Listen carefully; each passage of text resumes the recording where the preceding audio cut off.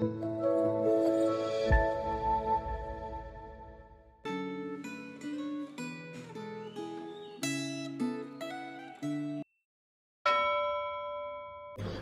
jemaat yang dikasihi Tuhan.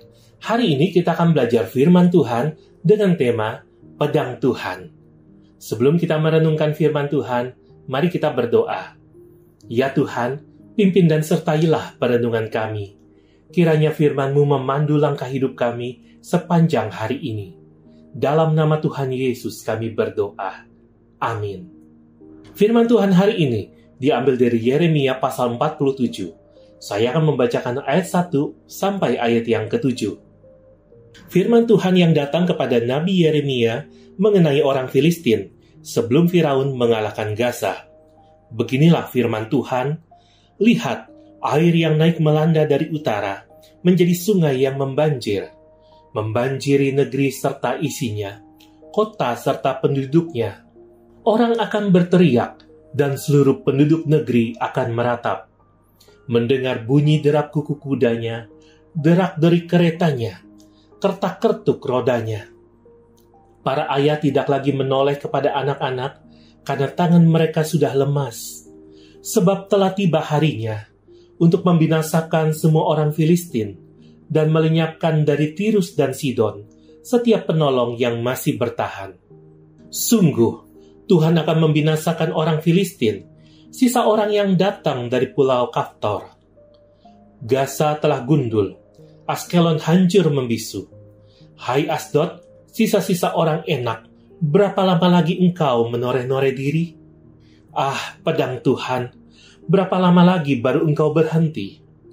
Masuklah kembali ke dalam sarungmu, tenanglah dan beristirahatlah. Namun, bagaimana ia dapat berhenti? Bukankah Tuhan memerintahkannya? Ke Askelon dan ke tepi pantai laut. Kesanalah ia menyuruhnya. Jemaat yang dikasihi Tuhan, bacaan Alkitab hari ini mencatat nubuat Allah terhadap orang Filistin. Nubuat ini disampaikan sebelum Firaun Neko mengalahkan Gaza. Gaza adalah kota yang sangat penting bagi bangsa Filistin. Kelihatannya bangsa Filistin dikalahkan 2 kali, yaitu oleh Firaun Neko dan oleh bangsa Babel.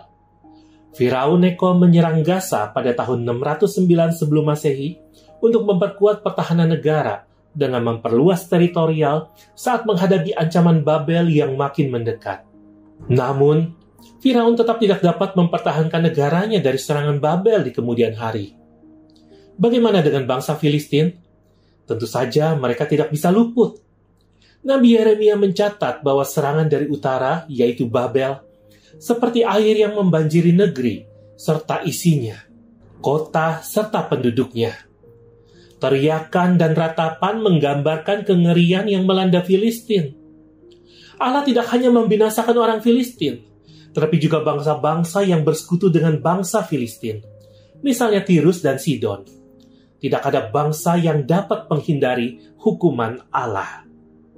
Nabi Yeremia sempat bertanya tentang pedang Tuhan. Ah, pedang Tuhan, berapa lama lagi baru engkau berhenti?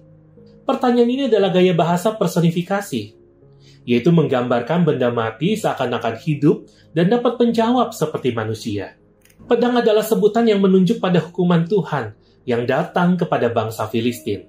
Pedang ini tidak akan berhenti sebelum menyelesaikan tugasnya, yaitu menghukum dan membinasakan orang Filistin. Bangsa Filistin memiliki sejarah panjang dengan umat Tuhan.